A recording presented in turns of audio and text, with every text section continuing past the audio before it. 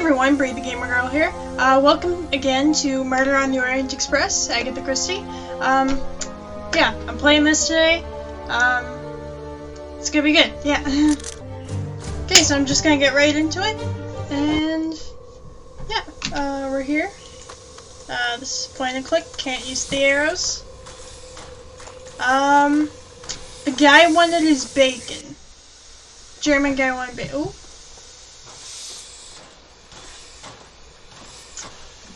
Okay, something's going on there. Quite interesting. Quite. Bloody awful weather. The train better get moving soon. The passes west of here fill with snow pretty fast. Back in '29, there was a train trapped up there for a week. Colonel Arbuthnot, isn't it? And Mr. McQueen.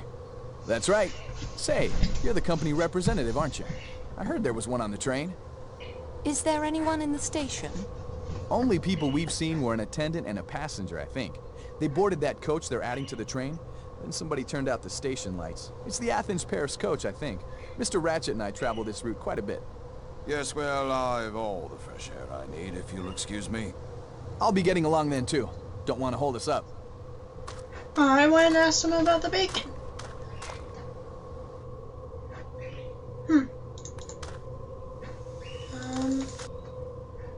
Oh.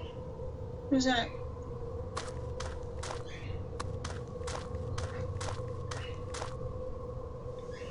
The attendant I saw boarding the restaurant car came through this gate.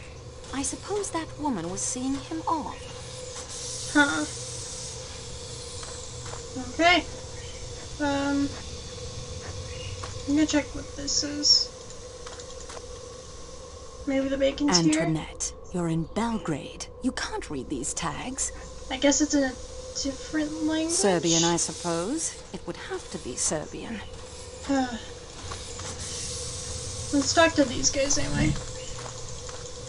This is our company representative from Istanbul? A woman? Mademoiselle Marceau, this is Tayyip, our engineer. Do you speak Serbian?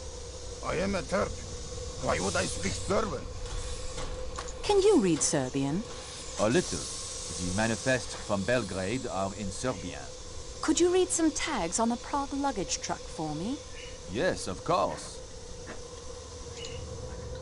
Okay, so is this guy gonna... Oh, he's coming with me. That appears to be a box of golf balls. That is, I believe, toilet paper, mademoiselle. Slanina, we have found Klaus's bacon, mademoiselle Marceau.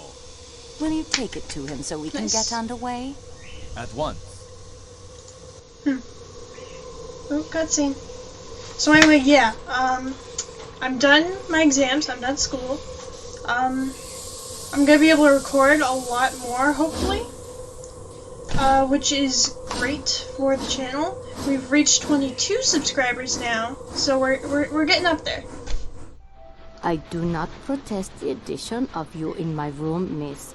You have helped me, and I am glad of the company, and I am a Christian lady whose heart is filled with charity. Fine, that's settled then. But I have already been picking out the lower bunk for me, because I am afraid of the heights and the sudden stops of trains, and I would not like to return to the children broken. The upper bunk will do fine for me. I'll look forward to the adventure. And now, miss, excuse me, please. I will go to the WC, as you call it. I was educated in England, but I'm French. Oh? I was educated in Sweden, and I'm Swedish. You call it the toilet? Am I going to the toilet? Mademoiselle Olsen, how you spend the next few minutes of your life is entirely your own private affair. Yeah, it is. Aww.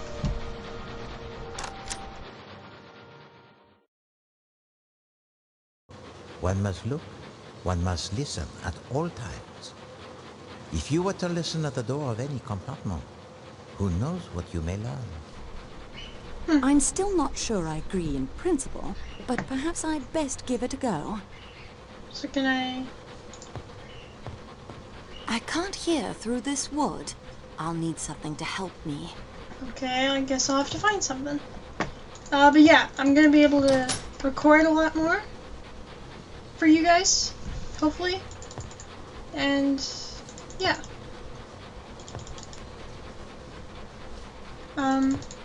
What else? Ooh. Can you take all of them? Aw. I like how she just goes around taking everything. Is there anything else in here that I need?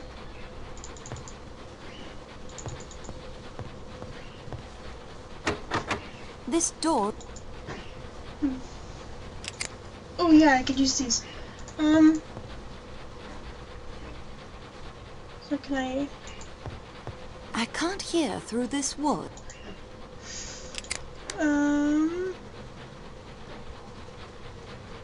I'll just use a random one.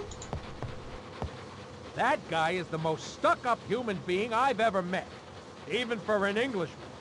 Ratchett's a valet? Yeah, masterful. Glad I'm not traveling in the same room with him. Oh, I like everybody. And him, he is as quiet as a little mouse. You're welcome to him, that's my view. Deal the cards.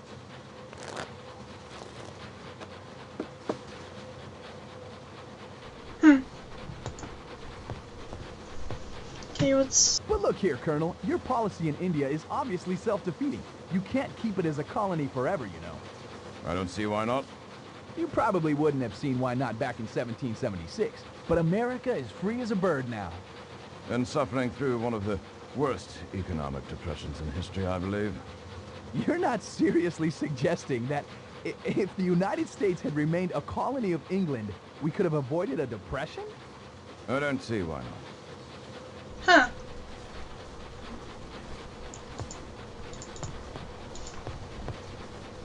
I can't hear anything. Maybe because you're not at the door. No. It's our door, so... It's completely quiet in there. Next door? Whatever you're reading appears to distress you. It doesn't matter. Okay. I can't hear anything.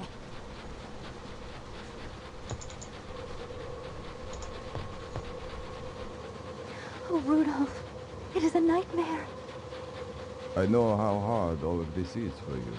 The only good thing about nightmares is that eventually we wake up. Will you help me to be strong? You are stronger than I, dearest. You have been through so much more. My love, my love, my love.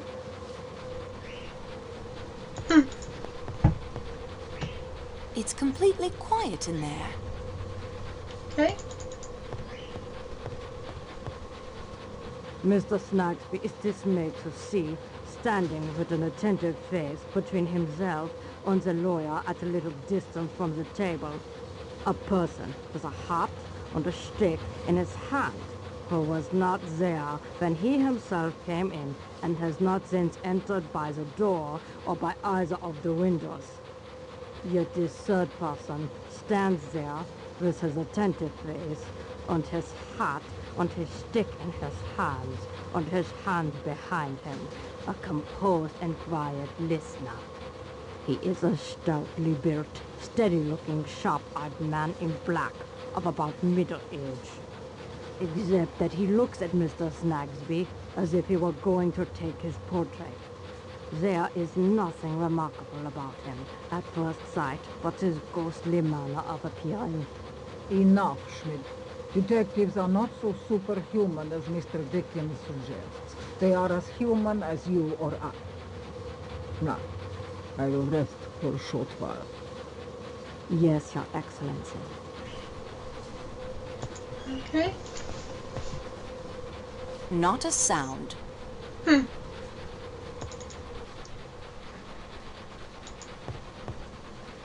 It's completely quiet in there. Oh. Mademoiselle, Oh what shoot, are there you was a doing? guy there. Michelle, you startled me. I'm testing. Monsieur Boost tells me there have been complaints from passengers that the compartments are not as soundproof as they might be, so I am testing to see if improvements can be made. You are certainly being very thorough, mademoiselle.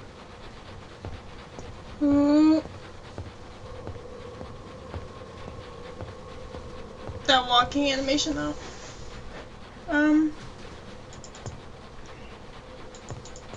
I go over here?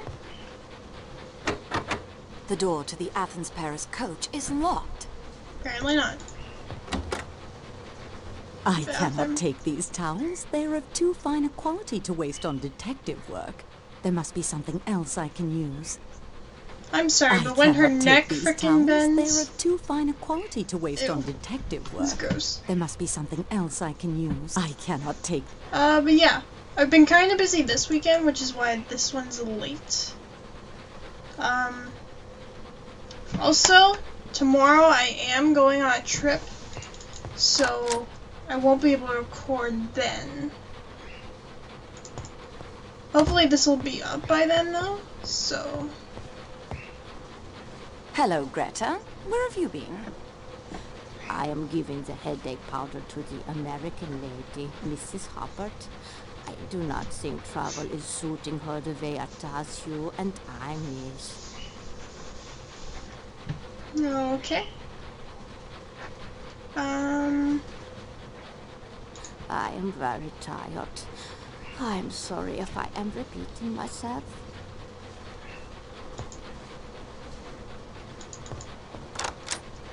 So what can I do now? Oh.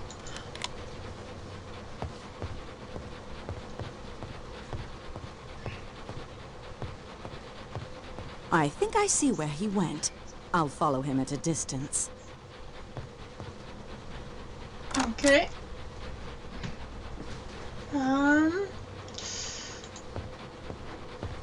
Uh-oh. Were you following me, Mademoiselle Marceau? I saw the baggage car door was unlocked, and I thought I should check. I was collecting some biscuits and an extra blanket for Princess Dragomirov. Ah, good. That is the explanation, then. May I suggest you return to the Calais coach, mademoiselle? I'll lock up here. Yes, of course. Thank you. Okay. Oh shoot, he locked the door. Pardon me, mademoiselle. I should return to my sleep. Cutscene.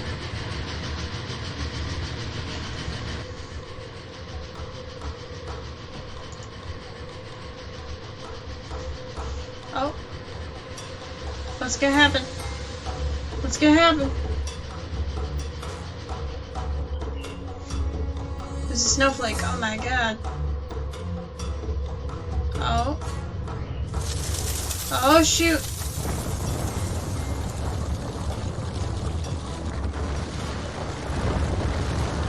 Oh shoot.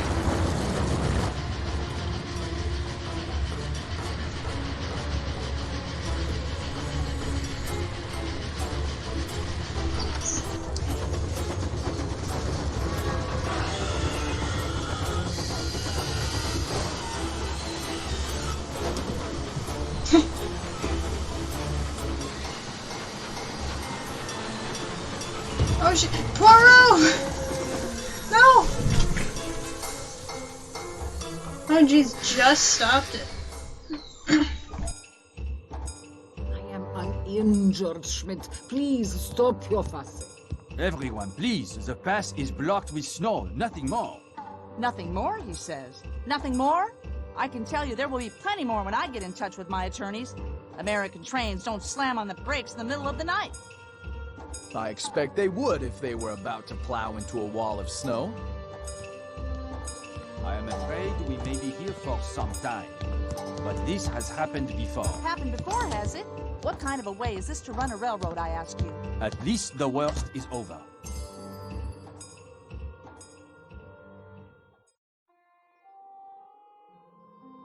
Monsieur Poirot, I'm so sorry. I apologize for the train company, for Monsieur Booth, and for me personally. Calm yourself, Mademoiselle Marceau. I hold none of you at fault. Not even the engineer, who undoubtedly saved us from being buried by the avalanche. You have sprained your ankle. It is not Poirot who has sprained his ankle, mademoiselle. It is the train who has sprained it. Yeah, the reason I do not sleep in the upper berths is to avoid pain. Perhaps I should have slept on the floor. Thank you both for your attentions. If you would now please to allow me to suffer alone. If you like. Aww. Not Poirot. What can the children of her school be learning?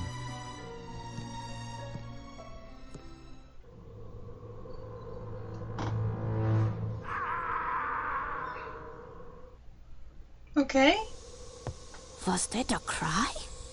Yes, I think it was. First, the snow is trapping us. Then, the old Belgian man injures himself. Now what? No need to be alarmed. Let me have a look first. You know, Greta, your head's like clipping through the bed, just so you know. Now what's going on here? Again, that walking Ce n'est animation. rien. Je me suis trompé. Bien, monsieur.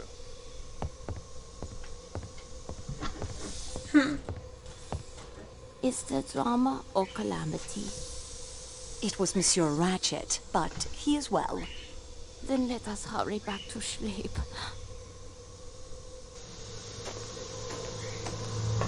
That didn't really sound like Ratchet, though.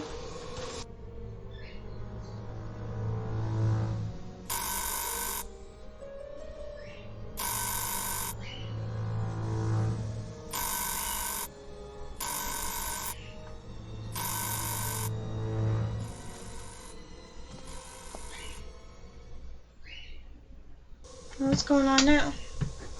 She's fast asleep. No chance of wake. Okay. There you are. I've been ringing and ringing. I beg your pardon, madame. Voulez-vous quelque chose? You require? There is a man in my compartment. But madame, as you can see, there is nowhere a man could hide himself. I woke up and a man was there. I felt it. You say yourself, madame, that your door was bolted. How did he enter? How did he depart? Avalanches, intruders. What's next?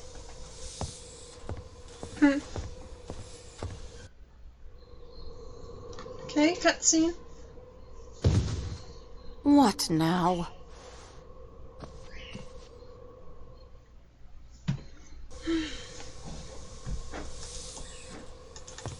Jeez, there's a bunch going on.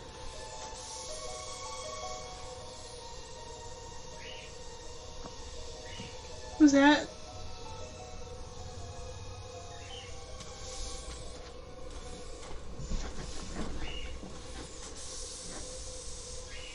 Oh, can I go talk to this guy? Should I chase the other person? I don't know. Michelle, who was the woman in the scarlet kimono? I am sorry, mademoiselle. I was updating the inventory of the Calais coach supplies. I did not see her face. What compartment did she come out of? I am not sure. One of the rooms in the middle of the car, I think. Madame Hubbard's, perhaps, or Monsieur Ratchett.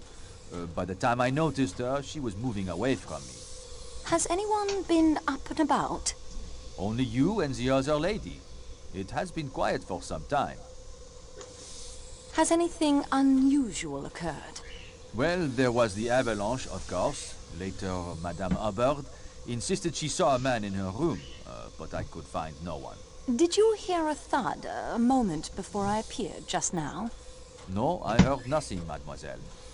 Perhaps it was in the compartment next to yours. Monsieur Poirot, perhaps.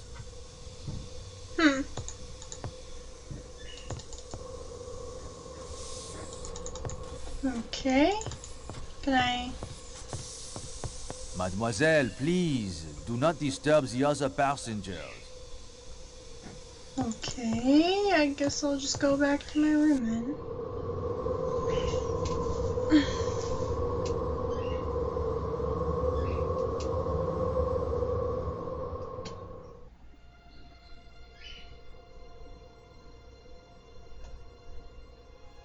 My daughter said it would be the easiest way in the world. Just sit in the train till I got to Paris. But now we may be here for days and days. And my boat sails day after tomorrow. How am I going to catch it now? I can't even wire to cancel my passage. I feel too mad to talk about it. My sister, her children wait for me. What will they be thinking? They will be thinking bad things have happened to me. I have business in Milano. A very rich gentleman with his eye on an Alfa Romeo designed by Enzo Ferrari himself. If I am late, I may lose the sale. Say, you never said what line you were in. That is very true. I didn't. We may be here for days. Back in 29, there was a train trapped in the snow like this for a week. The passengers almost starved. I'm told they hunted wolves for food. There's always cannibalism, of course. I remember one time up near Kashmir, I say. Old man, are you going to eat those rashers of bacon? They're quite nice. What country is this anyway? Yugoslavia, I believe. Oh, one of those Balkan things. What can you expect? You work for the train company? Yes, but there isn't much I can do, I'm afraid. They'll send out a plow train from Broad. It's standard procedure. I don't blame you. There's nothing anyone can do. Monsieur Poirot is right, Mary. Oh? He said you are the strongest character among us. I agree. Oh no. No, indeed. I know one far, far stronger than I am. Who? Michel, you look almost ill. What is wrong? Pardon-moi. Mademoiselle Marceau, Monsieur Poirot requests you come to his compartment at once.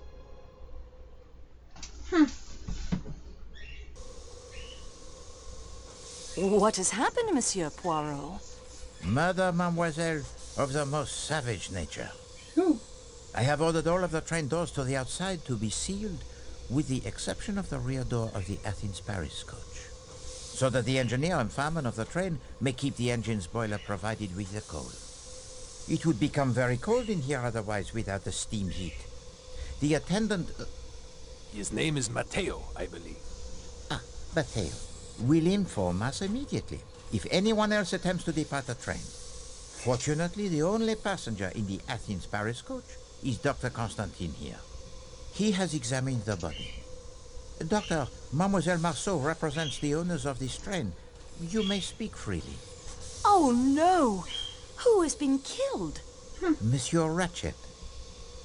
So what shall we do, mademoiselle? We must contact the Yugoslavian police in Vinkovio Broad. Yugoslavian police? Are you mad? They will detain us all for weeks while they trample evidence and bluster about with no idea how to solve a murder. If only we were in Greece. Dr. Constantine, you must learn all you can about the murder. Your faith in my powers is gratifying, miss. But already I have learned all that my expertise can tell me. I am no detective. Monsieur Poirot, I appeal to you. We cannot wait for the Yugoslavian police. They will detain us all for weeks while they trample evidence and bluster about with no idea how to solve a murder. If only we were in Greece. You said Take that command already. of the investigation. Oh, must I? We both know the longer a crime goes uninvestigated, the more difficult it becomes to solve. Ah, yes, of course, I remember. You are the student of crime. And what you say is very true. All the same. You can be on your way to your important case in England. We can avoid delays, annoyances, and 1,000,001 inconveniences for all the passengers. I am addressing an important medical conference in London in 2 days. Oui, c'est vrai. Any additional delay would be difficult. Monsieur Poirot, my job isn't much, but it's all I have. The avalanche, your injury, now a murder. If it isn't solved, I will lose my job. No, you cannot be blamed. I will have a word with Marcel. You have my guarantee that he will not fire you. Solve the mystery. All we need say when the police arrive is, here is the murderer. Mademoiselle, use your own powers of observation.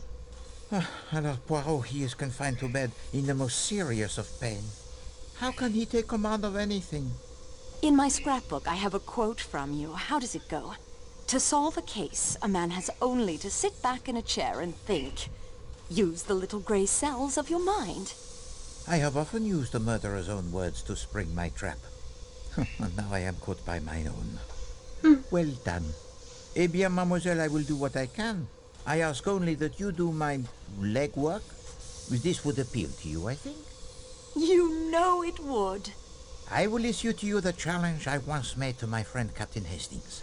Accept, and we will play a little game between ourselves. You will need to use your own little gray cells as much as Poirot. And in the end, we will see if the student of crime is ready to graduate. Refuse? I will guide your investigations much more. Either way, the crime, it will be solved. It is an important decision you must make now, before we proceed. I will not ask again. Do you accept?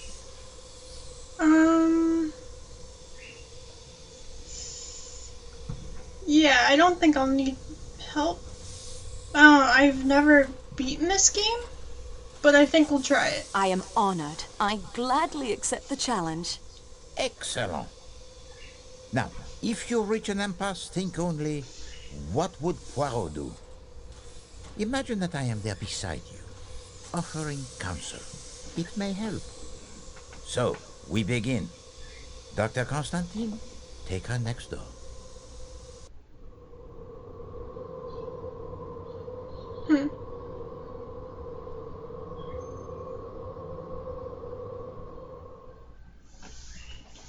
Okay, so there's a murder. Oh, Jesus.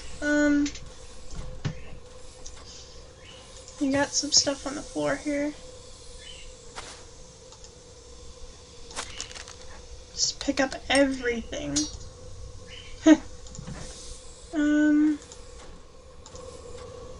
I did not close the window despite the chill. I thought there might be fingerprints, and the cold, of course, helps preserve the body.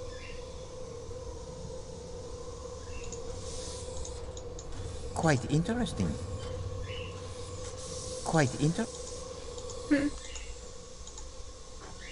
Oh dear.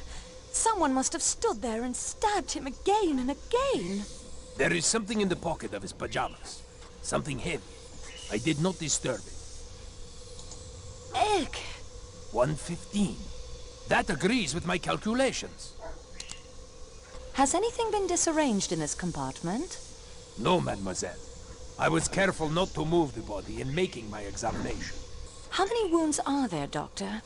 I make it 12 wounds. 1 or 2 are so slight as to be mere scratches. On the other hand, at least 3 would be capable of causing death. Some wounds seem to have bled more than others. You see these 2 wounds, here and here. They are deep. Each cut must have severed blood vessels, and yet the edges do not gape. They have not bled as one would have expected. Ratchett was already dead when those were delivered? Some little time dead. The murderer returned to make certain Ratchett was dead? The idea is an absurdity, of course. Even one with no medical knowledge would have been able to tell the man was already quite dead. The wounds are scattered all over the torso. Yes, and you see this wound here, under the right arm, near the right shoulder. Could you deliver such a blow? I have a pencil if you would like to try it. That won't be necessary. How do you account for it?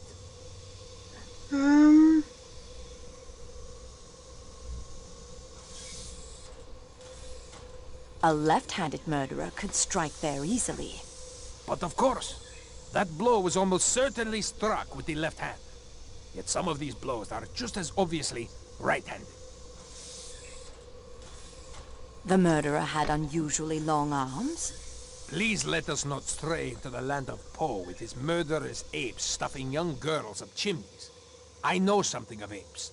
They kill by pummeling or crushing, not whittling away at their victim. Ratchett thrashed about as he was dying? On the contrary, he lay completely composed. The bedsheets are not disarrayed at all. Tell me something about the force of the blows. Some were struck with a terrible ferocity as to drive the knife through hard belts of bone and muscle. Yet others seemed to be haphazard and at random, glancing off, doing hardly any damage. Someone striking with their eyes shut? In a blind frenzy? And struck so many times with their eyes closed to make sure they had managed to hit a vital organ or two? Perhaps the killer was uncertain at first, then was overcome with a bloodlust. Or perhaps the killer tired of his exertions, weakening, yet still enjoying himself too much to leave off. Could there be two murderers? Perhaps. Some blows could have been struck by a strong man or very athletic woman. Others are weak. A frail woman, perhaps. Can you estimate the time of death? It is difficult to say exactly in these matters. The open window, the cold, you understand, complicates an estimate. But I think I can say definitely that death occurred between midnight and 2 in the morning. 1:15. That will do for now, Doctor. Okay. You look very dead. Oh. The man was armed? It is bizarre. Why did he not defend himself? Huh.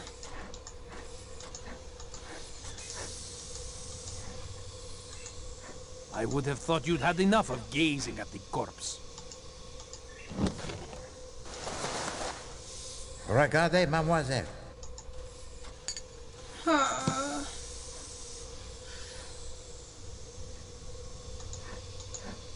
Is there anything else around here? Take care.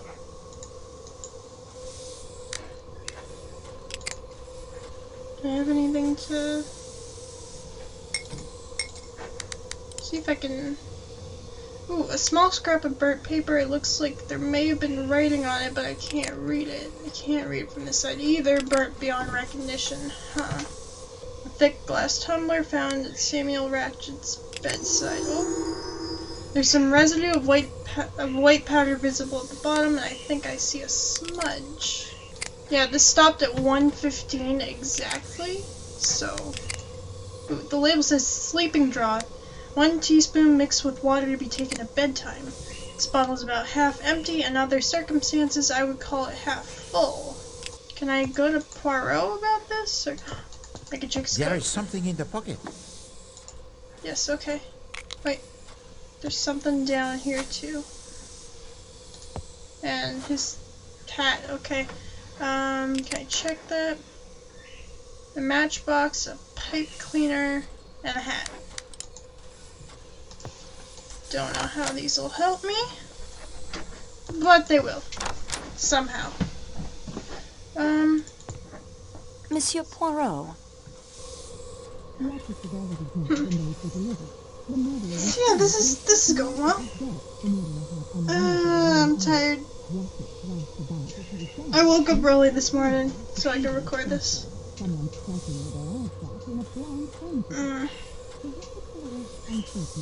Plus I was up pretty late too, so... And that is everything I've discovered so far. We progress, mademoiselle. Now, let us see what we can learn. Okay, The wounds tell too many different stories. Oui, the matter begins to clear itself up wonderfully. The murderer was a man of great strength. He was feeble, it was a woman, it was a right-handed person, it was a left-handed person. Ah, c'est rigolo tout ça. And the victim, what does he do in all this? Does he cry out? Does he struggle? Does he defend himself? No. He awaits his doom with the greatest composure. The box of matches suggests the round one belonged to Monsieur Ratchett. I concur. The pipe cleaner and the handkerchief are good clues. Possibly. What can we learn from them? Remember the bottle I found in the suitcase? Oui, a sleeping draught, and the bottle half empty. It would be instructive to learn if Ratchett took his usual dosage last night. What of the residue in the tumbler? A sleeping powder, perhaps, such as that I found in the suitcase. It might explain why Monsieur Ratchett did not cry out when he was attacked. A possibility. However, in my experience, The usual dose of a sleeping draught would not be strong enough to prevent awakening if one were violently attacked. The gun was unfired. He would certainly have defended himself if he had been able. For now, it might be better if you keep the gun with you for your protection. I would not like our collaboration cut short prematurely. The broken watch tells us the time of death exactly. Very convenient, the broken watches. 1:15, well within Dr. Constantine's estimate of midnight to 2 a.m. What you say is true. Are the false teeth important? Only to one who must wear them. And why you took for yourself the false teeth of the dead man is not for Poirot to ask. But I hope they prove themselves as useful to you as they undoubtedly did to him. The small metal statuette. It is very old. And possibly quite valuable. Take it with you. Learn more of it if you can. The footprints outside the window are important. What did they say to you? The killer may have fled the train. And gone where? Still, they must be investigated. I found only the cigar in the ashtray. No pipe. Certainly, this is a clue masculine. Monsieur Ratchett smokes the cigar, lighting it with a round match, and someone else, still to be determined, smokes the pipe, lighting it with a flat match. The letter H can help us find the owner of the handkerchief. A clue feminine. So dainty. And to have the letter embroidered upon it is so convenient. One cannot complain of having no clues in this case. If a man killed Ratchett... After the sociable smoke? Then the woman came in later, not noticing he was dead, and attacked him as well. Also, not noticing that she had dropped her handkerchief. Very fortunate for us that she was so unobservant. Merci, mademoiselle. Unfortunately, the report, it is not yet complete. There are still clues to be found, mademoiselle. Search carefully.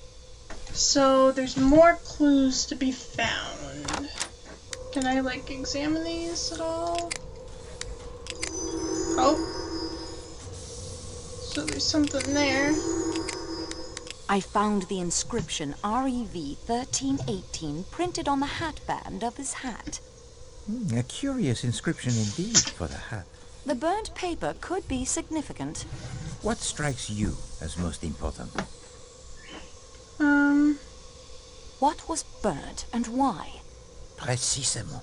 But the paper is impossible to read. It is possible that some of the writing on the paper can be made legible again if the scrap can be protected, flattened, and held firmly in place while the heat is applied.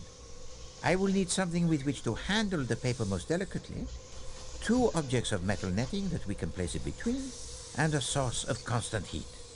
Collect for me these items, and we will see what we shall see.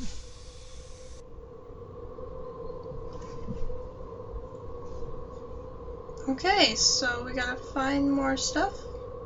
I should look for the items Monsieur Poirot needs to read the burnt scrap of paper. Okay, I'm going to actually save it here, because I've been playing this for a little bit now. Hopefully you guys are enjoying this. Soon I am going to be playing more games. I got a suggestion for Roblox, so I'm gonna play that soon. I don't know if I'll have time today, but hopefully this week I'll have time to get more out for you, and it's gonna be good, yeah.